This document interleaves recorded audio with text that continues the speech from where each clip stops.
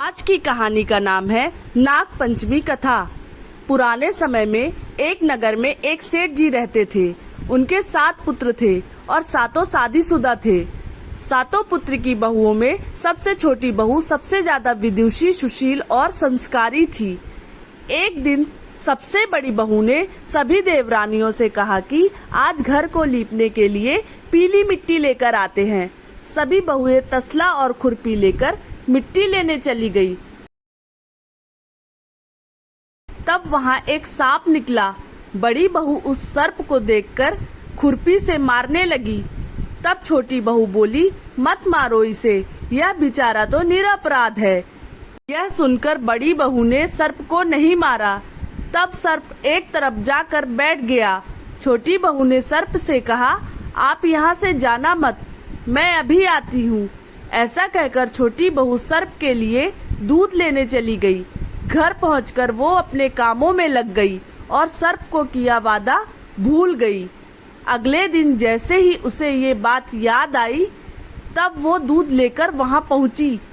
तब उसने देखा सर्प तो वहीं बैठा है।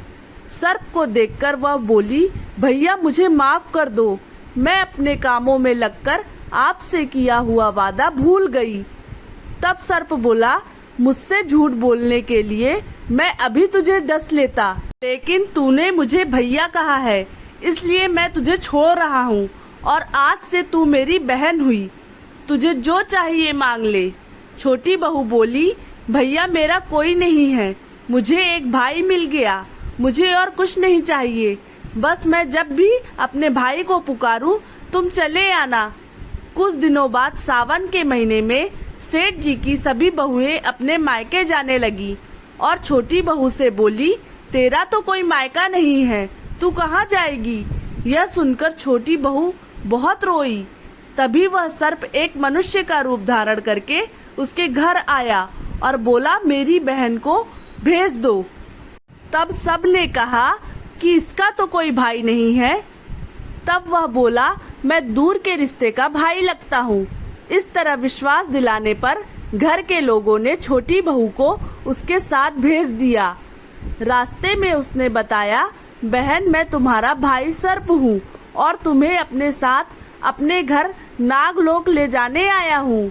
तुम डरना मत, तुम मेरी पूंछ पकड़ लो। छोटी बहू ने सर्प के कहे अनुसार किया। जैसे ही वह नागलोक पहुँचे, नागलोक के धन और ऐश्वर्य को देखकर छोटी बहू चकित रह गई। सर्प उसे अपनी माता के पास ले गया और बोला, माता यह मेरी बहन है, इसने मेरी जान बचाई थी और ये कुछ दिन हमारे साथ रहने आई हैं। सर्प की माता ने छोटी बहू को गले से लगा लिया। अब वह वहाँ खुशी खुशी रहने लगी।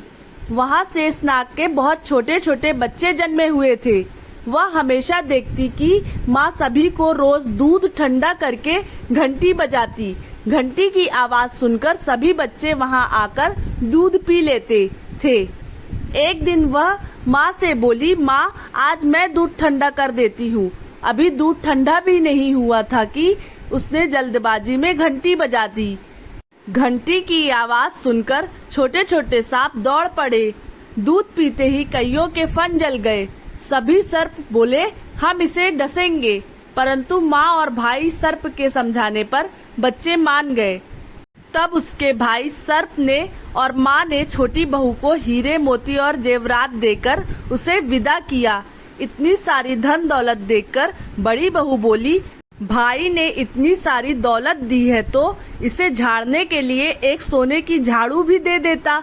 यह सुनकर सर्प ने सोने की झाड़ू भी लाकर दे दी और उसकी माँ की तरफ से हीरे मोती और मणियों का एक अद्भुत हार भी दिया। हार की प्रशंसा सारे नगर में होने लगी। जब यह प्रशंसा नगर की रानी ने सुनी तो उसने उस हार को पहनने की इच्छा राजा को बताई। राजा ने तुरंत अपने सैनिकों को वह हार लेने भेज दिया। राजा के डर से सेठ जी ने छोटी बहू का हार तुरंत सैनिकों को दे दिया। इस बात से छोटी बहू बहुत दुखी हुई और अपने भाई सर्प को याद करके उसे सारी बात बताई। सर्प बोला, बहन तुम दुखी मत हो, राजा खुद तुम्हें वह हार लौटाने आएंगे। रानी ने जैसे ही वह हार पहना, वह हार सर्प का बन गया और रानी ने डरकर वह हार फेंक दिया। यह देखकर राजा ने छोटी बहू को उपस्थित होने का आदेश दिया। सेठ जी स्वयं छोटी बहू को लेकर गए। राजा ने छोटी बहू से पूछा, तूने क्या काला जादू किया है? छोटी बहू बोली, राजन मुझे क्षमा कीजिए, यह हार ऐसा ही है। यह हार मुझे मेरे भाई ने दिया है। इतनी देर में वह नाग वहाँ प्रकट हो गया। नाग बोला, यह मेरी बहन है और यह हार मैंने इसे दिया है। यह देखकर सभी लोगों ने नाग देवता को प्रणाम किया, क्योंकि उस दिन पंचमी तिथि थी, इसलिए उस दिन से नाग पंचमी का त्योहार मनाया जाता है।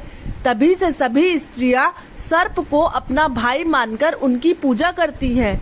अगर कहानी अच्छी लगी हो तो प्लीज लाइक एंड सब्सक्राइब कीजिए। धन्यवाद।